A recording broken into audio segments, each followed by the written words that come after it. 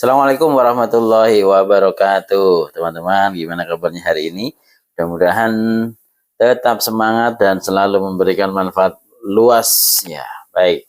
Kita masih bincang-bincang mengenai gadget pada anak. Ya, dari video-video yang sebelumnya sudah banyak sekali diulas bagaimana gadget ini bisa bermanfaat sekali dan sangat membantu untuk aktivitas kita ya setiap hari, anak-anak untuk belajar dan berbagai aktivitas lainnya. Bahkan ketika kita mau beli makanan pun bisa dari gadget ya. Namun ya di sisi lain ini menjadikan satu gangguan ya, satu fenomena kecanduan ya. Karena saking asiknya sebetulnya. Saya seringkali mengatakan pada orang tua yang terapi ya, menterapikan anaknya lebih tepatnya di beta terapi, saya sampaikan bahwa putra-putri Anda bukanlah malas ya, bukanlah bodoh gitu ya. Justru ini putra-putri Anda sangat semangat ya dan cerdas. Kenapa? Karena semangatnya digunakan untuk bermain gadget dan kecerdasannya pun demikian sehingga fokus pikirannya adalah gadget. Yang ada dalam pikirannya adalah bagaimana dia menang dalam pertempuran itu, bagaimana dia menang game-game yang dia ikuti dia. Dan pastinya anak-anak seperti ini mempunyai daya juang yang kuat ya, daya semangat yang kuat. Dan mereka mempunyai kelincahan berpikir yang cepat. Ya, bagaimana tidak ketika seorang anak bisa mengikuti dan memberikan respon untuk bermain game ini bahkan bisa menang ya. Artinya putra-putri kita semuanya mempunyai kecerdasan yang luar biasa. Ya, yang menjadi persoalan sebetulnya bukan pada kecerdasannya atau pada semangatnya, tapi pada isi dari kecerdasannya. Ya, pada kontennya ini, isinya malah bermain game. Coba seandainya isinya adalah belajar, maka si anak ini akan sangat semangat untuk belajar.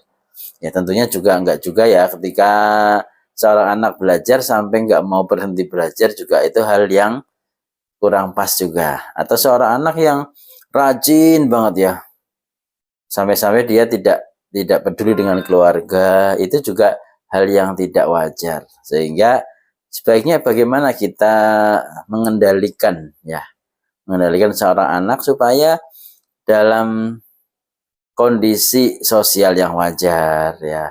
Intelektual boleh optimal, kreativitas boleh optimal gitu ya. Namun emosional yang mempunyai ini ya, mempunyai batasan wajar, sosial yang wajar sehingga dia bisa berinteraksi dengan manusia. Yang pasti kita ingat bahwa manusia itu kan makhluk biopsikososial, spiritual dan kultural ya. Sehingga selain memperhatikan fisik ya, biologisnya, juga psikologisnya ya, lalu sosialnya ya, punya lingkungan sosial. Meskipun media sosial ini juga bagian dari lingkungan sosial teman-teman ya, bahkan game juga lingkungan sosial. Namun ketika hanya terfokus pada satu ya, maka dia tidak bisa berinteraksi dengan sosial yang lainnya ya. Selain itu juga spiritual dan ada juga budaya ya, kultural, yang semua ini harus berjalan dengan seimbang, seirama, sehingga tidak ada satupun yang tertinggal gitu ya. Artinya kalau roda itu berputar yang seimbang, tidak ada yang lebih tidak ada yang lebih pendek jari-jarinya ya, sehingga roda ini akan pincang. Ya baik, kembali kita melanjutkan tipsnya ya. Kalau di video sebelumnya sudah saya sampaikan berbagai macam tips, bahkan sharing para orang tua sudah ada, dan silakan bisa ditonton di video-video sebelumnya. Yang pasti beberapa yang sudah saya sampaikan terkait dengan bagaimana cara menterapinya secara sederhana juga sudah saya sampaikan. Ya, terus terkait dengan strateginya ya, tentu para orang tua juga sudah sering melakukannya ya. Hanya saja ada beberapa yang masih menggunakan pemaksaan ya, bahkan kekerasan ya, Ketika seorang anak diberikan kekerasan untuk berhenti gadget, bukannya dia malah berhenti takut ya, namun justru malah tambah melawan. Nah ini bukan berarti anaknya yang susah, bukan.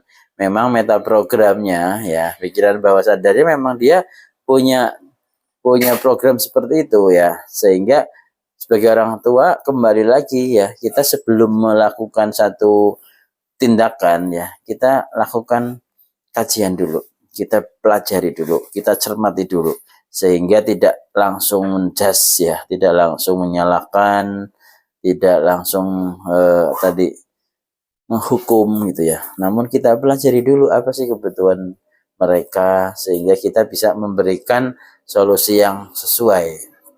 Baik, kali ini saya menggunakan teknik yang sangat sederhana lagi ya.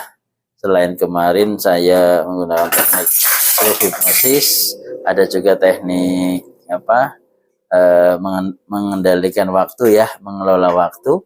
Kita juga bisa menggunakan teknik dengan cerita ya. Nah, ini cerita. Kita bisa cerita dengan anak-anak sambil kita melakukan eksplorasi ya. Ceritanya apa itu ya? Nah, kita bisa menggunakan cerita dengan kisah ya, dengan sejarah ya, yang isinya adalah bagaimana seorang anak lebih memfokuskan pada kegiatan-kegiatan yang positif. Misalnya kita menceritakan terkait dengan kisah-kisah Rasul gitu ya, bagaimana para sahabat ini memberikan aktivitasnya, memberikan waktu-waktunya untuk kegiatan-kegiatan yang lebih bermanfaat, atau juga dengan kita bercerita tentang pengalaman kita ya di masa yang lalu, bagaimana kita berjuang, bagaimana kita berusaha sehingga kita bisa mencapai keberhasilan. Nah, tadi masukan-masukan untuk anak sangat penting untuk mereka ya, sehingga mereka bisa mendapatkan informasi yang pas ya, yang sesuai seperti yang kita harapkan. Baik teman-teman, saya kira itu untuk informasi kali ini, dan harapannya bisa terus memberikan manfaat ya. Yang pasti manfaatnya dengan video ini mudah-mudahan membantu para orang tua yang tadinya masih galau, yang tadinya masih bingung ya. Terus aja pantengin channel ini ya, terus belajar di channel ini. Kita belajar bareng. Kalaupun ada masukan silahkan boleh ditulis di kolom chat, kita akan bahas sesuai dengan keilmuan yang ada ya, keilmuan yang saya pelajari, yang saya gunakan untuk menterapi anak-anak yang kecanduan ya, sejak dari tahun 2008 ya sampai saat ini saya terus mempelajari keilmuan. Baik, demikian, terima kasih ya. Di channel YouTube Beta Terapi ada juga IG-nya, ada juga Facebook-nya, silakan bisa mengikuti dimanapun. Dan yang pasti kalau di YouTube ya, kita terus setiap hari insya Allah ada terus video-video yang kita sampaikan.